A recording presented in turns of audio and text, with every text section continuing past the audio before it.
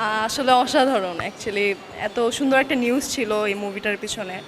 আর অভিনয়ের দিক থেকে অ্যান্ড লাইক গল্পটা খুবই সুন্দর ছিল। আর এই মুভিটার থেকে আমাদের আসলে একটা হচ্ছে একটা নোটিস নেওয়া জরুরি, খুবই জরুরি। অসাধারণ ছিল। Thank you. ফুল ফিল্মটা মুভিটা দেখে খুবই ভালো লেগেছে। কাহিনীটা খুবই চমৎকার এবং অদ্ভুত এবং মানানসই বর্তমান প্রেক্ষাপট অনুযায়ী, এবং এ থেকে অনেকেই নিউ জেনারেশন যারা তারা অনেক উৎসাহ উদ্দীপনা পাবে এবং কাজ করার জন্য আগামীতে অনেক কিছু করার সুযোগ পাবে, এবং আমি ইন্টারেস্ট আরও বেশি। আগামীকাল আমি আবার আসবো দেখতে। আর আপনাদের সবাইকে ধন্যবাদ। অনেক সুন্দর একটা মুভি দেখলাম অনেক দিন পরেই। এই যে মেঘনা কন্যা যে সিনেমাটা তৈরি হয়েছে, আমি ফুয়াদ চৌধুরীকে ধন্যবাদ জানাতে চাচ্ছি। এই সিনেমাটা দেখে আমরা অনেক ইনফরমেশন পেয়েছি এবং অনেক ভালো লেগেছে। ধন্যবাদ।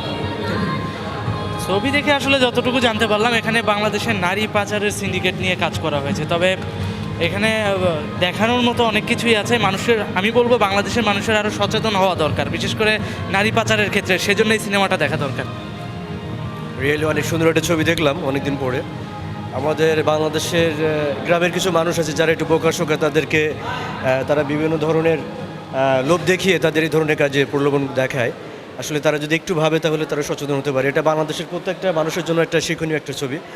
এটা অনেক ভালো লাগলো। Thank you. আমি এইটা আজকে ছবি তৃতীয়বার দেখলাম আর কি। অনেক কিছু শিক্ষণীয় আছে। তবে নারী পাচার বা আপনার শিশু পাচার বন্ধ করার জন্য সরকারের যথাযথ পদক্ষেপ নেই এখন পর্যন্ত। এটা পদক্ষেপ নেওয়া উচিত আগে সরকারের। ধন্যবাদ। জি, এটার খুবই সুন্দর একটা সিনেমা নির্মাণ করেছে নির্মাতা। এটা আমাদেরকে আরও সচেতন হওয়া উচিত। আমাদের বাংলাদেশে যে সিন্ডিকেট কাজ করে নারী পাচার নিয়ে, এটা নিয়ে খুবই সচেতন একটা খুবই সুন্দর একটা মুভি। Thank you. হ্যাঁ, ছবিটা তো আসলে খুব ভালো লাগছে।